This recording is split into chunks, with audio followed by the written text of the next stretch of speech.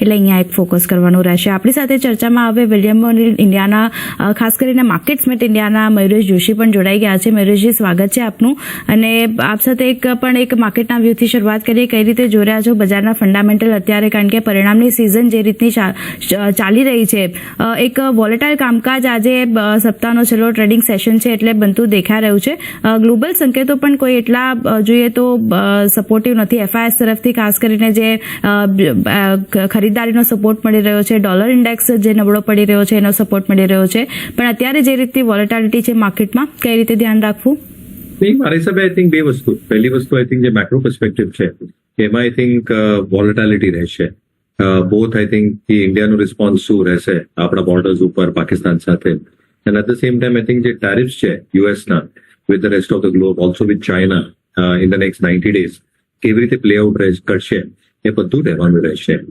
બીજું પાછું I think in terms of expectations of how corporate earnings will play out, I think એક large expectation એ જ છે કે જે Q4 ના આંકડાઓ છે એ થોડા સોફ્ટ જ રહેશે, પણ એક્સપેક્ટેશન પાછું એ જ છે કે I think as we head into the first half એક થોડું બેઝ બિલ્ડિંગ બની જશે, with consumption expected to come back, capex expected to come back જે ગવર્મેન્ટ સાઇડ પર આવ્યો છે, private capex expected to come back, ક્યાં ને ક્યાં આઈ થિંક જે સેકન્ડ હાફ છે એમાં એક સિગ્નિફિકન્ટ અર્નિંગ સુધાર જોવા મળશે.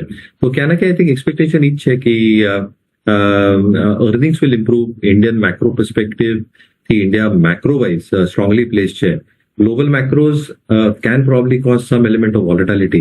પણ મને કઈ સ્ટ્રક્ચરલ ડાઉનસાઇડ માર્કેટ્સ માટે લાગતી નથી. I think even if knee-jerk reactions comes for macro concerns, specifically I think India Pakistan front ઉપર, ત્યારે થોડું એક રિએક્શન આવી શકશે ઓન knee-jerk basis. પણ ક્યાં ને ક્યાં I think it really depends in terms of how macros, especially inflation and growth will probably play out. Having said that, મારી હિસાબે આઈ થિંક જે રિસ્ક ફેક્ટર છે ગ્લોબલ લેવલ ઉપર એ છે કે આઈ થિંક ઇફ ટેરિફ્સમાં નેગોશિએશન નહીં થયું તો કેવી રીતે આગળ વધશું, specifically Trump administration, and what kind of an effect will that have in terms of GDP growth, inflation and emerging currencies. પણ એટ ધીસ જંક્ચર મને લાગતું નથી કે સ્ટ્રક્ચરલ ડાઉનસાઇડ છે. કદાચ એક time wise consolidation Indian markets એક ફેઝમાંથી નીકળી શકે. મયુરેશજી, આમ તો જુઓ આજના દિવસે આજે ઘટાડો આવી રહ્યો છે, થોડો સેન્ટિમેન્ટલ પણ છે એક રીતે, કારણ કે ઘણા લાંબા સમયથી આ પ્રોસિજર ચાલી રહી છે. જેમ અસીમજીએ પણ કહ્યું, 2017માં કેસ દાખલ થયો, 2021ની અંદરથી NCLTમાં આખી પ્રક્રિયા ચાલી રહી છે, એટલે ઘણો લાંબો સમયગાળો અત્યારે થઈ ગયો છે. પરંતુ દેખીતી રીતે તમને કોઈ લાગે છે કે આ સમાચારની કે આ પ્લાન જે SCA હોલ્ડ પર મૂકી દીધો છે, ના પાડી દીધી છે, એને કોઈ રીતથી આ લાંબા ગાળે અસર JSW સ્ટીલના વર્કિંગ પર પડતી દેખાય આપણને? The impact will definitely આવશે because this has got problems. The order is probably come and the stock is probably reacting. હવે આગળ જઈને આઈ થિંક કેવી રીતે કોર બિઝનેસ પર ગ્રોથ આવશે એ રહેવાનું રહેશે, અને આટલા માટે I think core business growth is going to be extremely critical at this juncture. જેવી રીતે અમે જોઈએ છે મેટલ્સ કંપનીઝને, ચાઇનાની ડિમાન્ડ કેવી રીતે રહેશે, ડિમાન્ડ સપ્લાય ડાયનેમિક્સ કેવી રીતે રહેશે, LMEના પ્રાઇસિંગ કેવી રીતે રહેશે, HRC prices obviously have come off quite significantly, અને આટલા માટે I think demand outlook with expectations of price recovery કેવી રીતે પ્લે આઉટ થશે એ બહુ મહત્વપૂર્ણ અને ઇમ્પોર્ટન્ટ રહેવાનું છે કોર બિઝનેસ માટે. Obviously, I think this news has now got gestated by the market. જે price correction જોયું છે એ gestate કરી લીધું છે માર્કેટને. But unless, as I'm mentioning, core businessમાં growth નથી જોવા મળતું, ત્યાં ના કે I think earnings per share will still remain circumspect. તો મારી હિસાબે I think થોડી રિકવરી છે મેટલ કંપનીઝ માટે, કારણ કે ગ્લોબલ ડિમાન્ડ હજી પણ સોફ્ટ છે. LME પ્રાઇસિંગ ના પણ because of global demand expected to remain soft, હજી પણ પ્રાઇસીસ નબળા રહી શકે, અને આટલા માટે મારી હિસાબે I think એક રિકવરી સ્લો આવશે, પ્રોબેબલી બેક એન્ડેડ આવશે સેકન્ડ હાફમાં. તો મારી હિસાબે આઈ થિંક એક લાંબા ટાઈમ કન્સોલિડેશનમાં JSW સ્ટીલ અને generally I think metal stocks can probably improve. મયુરેશજી, ઘણી ઇમ્પોર્ટન્ટ હતી UK સાથેની આ જે FTA જે આપણે અત્યારે છેલ્લા સ્ટેજની અંદર જોઈ રહ્યા છે, કારણ કે 14-15 વખત બેઠકો થઈ અને ત્યારબાદ પણ કોઈક ડિસિઝન પર નહોતા પહોંચી શક્યા, ત્યારે હવે આ ડિસિઝન પર આવ્યા છે. ખાસ કરીને લાગે છે તમને આનાથી જે ફૂટવેર છે કે ટેક્સટાઇલ છે આ બધાને થોડોક હજી અહીંયાથી એક પુશ મળશે, અને બીજી તરફ જ્યારે હજી આપણે US સાથે પણ એક ડીલ કરવા માટે હજી તૈયાર થઈ રહ્યા છીએ, ત્યારે આ ડીલ પણ થોડી ઘણી આવનારા સમયમાં કદાચ મદદ કરી શકે છે. અને મારી હિસાબે I think you are absolutely right. I think જે એક્સપોર્ટ ઓરિએન્ટેડ સેક્ટર્સ છે, ટેક્સટાઇલ છે, એપરલ છે, ફૂટવેર છે, that will benefit to a certain degree. અને આટલા માટે આઈ થિંક એ બહુ મહત્વપૂર્ણ છે કે I think this deal probably gets commensurated. We are also in the process of signing 2 more deals with a couple of more countries. અને obviously US સાથે શું થશે એ પણ આઈ થિંક બહુ ઇમ્પોર્ટન્ટ રહેવાનું છે. તો આઈ થિંક બહુ ઇમ્પોર્ટન્ટ છે અને આઈ think that compliments the entire scenario as well. I think આજે આપણે કન્ઝમ્પશનની વાત કરી રહ્યા છે, urban consumption, semi-urban, rural consumption expected to come back very, very strongly second half માં financial year માં ઘણા બધા factors માટે. I think if this gets complemented in terms of the UK sale as well or the UK FTA as well, I think it is obviously going to be huge and complementary in terms of all these businesses. So absolutely, I think this agreement is very, very critical. બહુ મહત્વપૂર્ણ રહેશે, not just for Indian exporters, but I think generally also. I think જે manufacturers છે ઇન્ડિયામાં એની જે pedigree છે both in terms of domestic consumption and export markets holding up, I think that is a very good combination to probably have in terms of boosting corporate earnings and boosting the sector earnings as well. So I think બહુ important છે Indian perspective.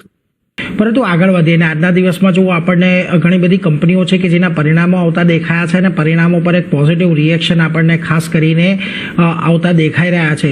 એમાંથી એક company ખાસ કરીને Adani port છે, કારણ કે જો અહીંયા આપણને પરિણામ આવતા દેખાયા અને પરિણામ બાદ એક સારી તેજી આજે આપણને આવતી જોવા મળી રહી છે.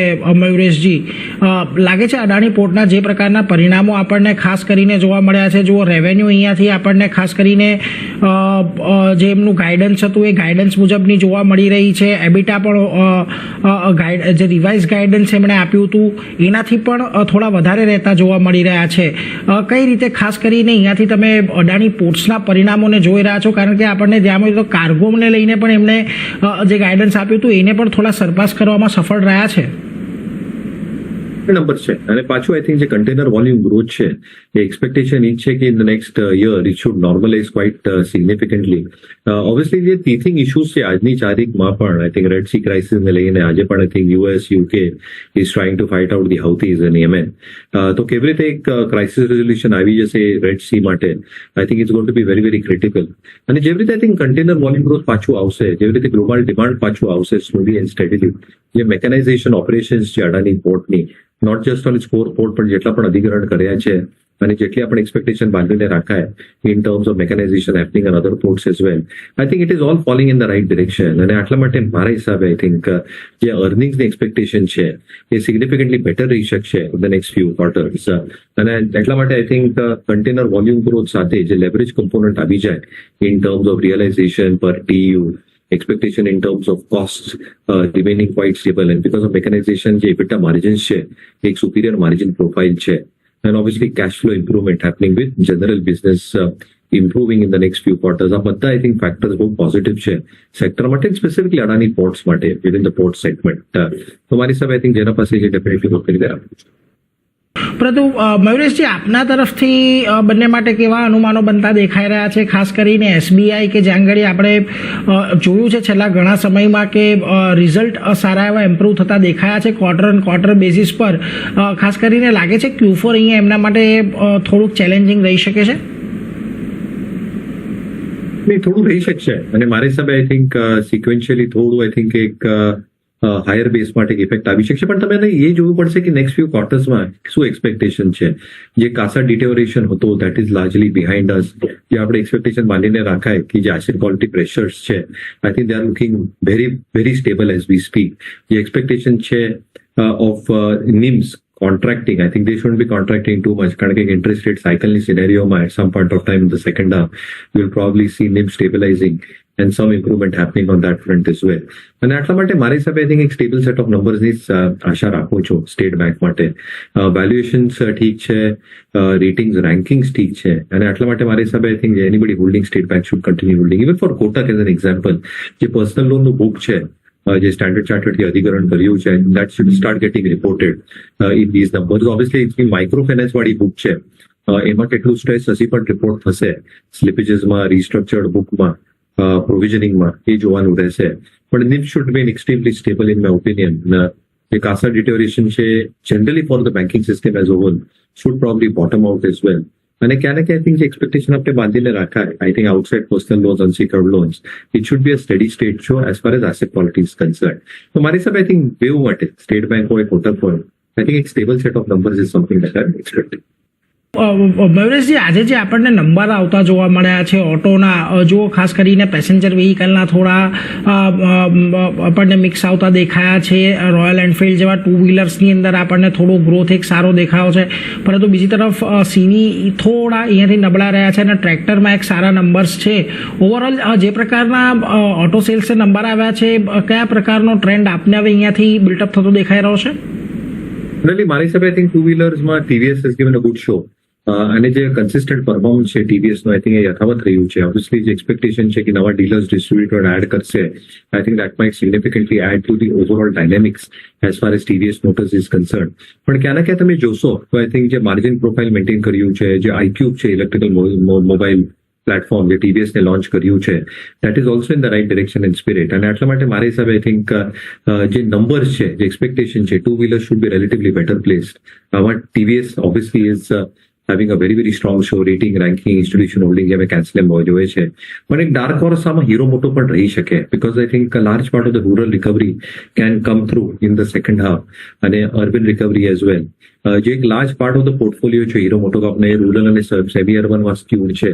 અને as this recovery starts taking place because of a variety of factors, ત્યાંના કે આઈ થિંક જે એક અંડર પરફોર્મન્સ છે હીરો મોટોનું as an example within the two wheeler space can probably turn into an out performance if factors turn in its favor. તો કદાચ એક dark horse two wheeler સ્પેસમાં હીરો મોટો પણ રહી શકે. આગળ વધીએ અને જે બિઝનેસ અપડેટ આપણને આવતા દેખાઈ રહ્યા છે. મયુરેશજી, ગોદરેજ પ્રોપર્ટીઝના ગાઈડન્સ આવ્યા છે આજના દિવસે. જો FY26 માટે તેમણે જે ડેવલપમેન્ટની વાત કરી છે, તેમાં ખાસ કરીને ડિલિવરીઝ એન્ડ બિઝનેસ ડેવલપમેન્ટમાં થોડો ઘણો ઘટાડો જોઈ રહ્યા છે, તો FY25ની કમ્પેરિઝનમાં. સાથે જ FY26 માટે બિઝનેસ ડેવલપમેન્ટ તેમણે 20,000 કરોડનું અનુમાન રાખ્યું છે અને ગાઈડન્સ જે છે FY25માં તેમણે 26,450નું આપ્યું હતું. એની સામે હવે ગાઈડન્સ જે છે તેઓ ઘટાડી રહ્યા છે. કઈ રીતે જોઈ રહ્યા છો? આજે એક મુવમેન્ટ પણ પોઝિટિવિટી તરફની ગોદરેજ પ્રોપર્ટીઝમાં બનતી દેખાઈ રહી છે. અહીંયા કઈ રીતે ફોકસ કરવું?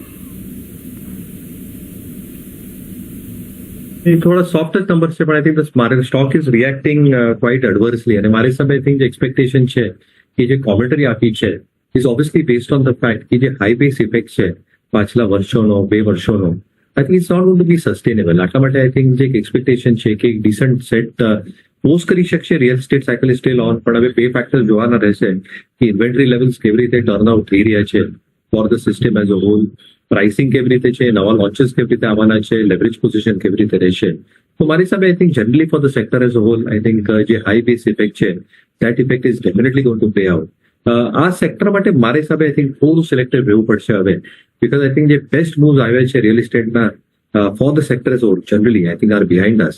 In this sector, we have to probably have a stock-specific approach and a very, very few leadership stocks. જે relative strength બતાવે છે એના ઉપર ફોકસ રાખો. Obviously, I think DLF is one of the counters that stands strong.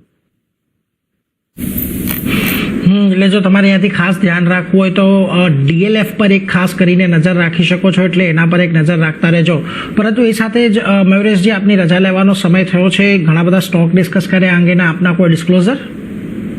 જैसे कि મારા પોતાની કઈ હોલ્ડિંગ નથી, પણ બધા સ્ટોક્સ ક્લાયન્ટ સાથે કદાચ ડિસ્કસ કર્યા છે. Clients may not have positioned the stock discussed, but please consult your financial advisor before investing in any of the stock discussed. Thank you so much and have a great weekend. આભાર મયુરેશજી આપનો, આજે અમારી સાથે જોડાયા અને સમગ્ર મુદ્દે ચર્ચા કરી એના માટે.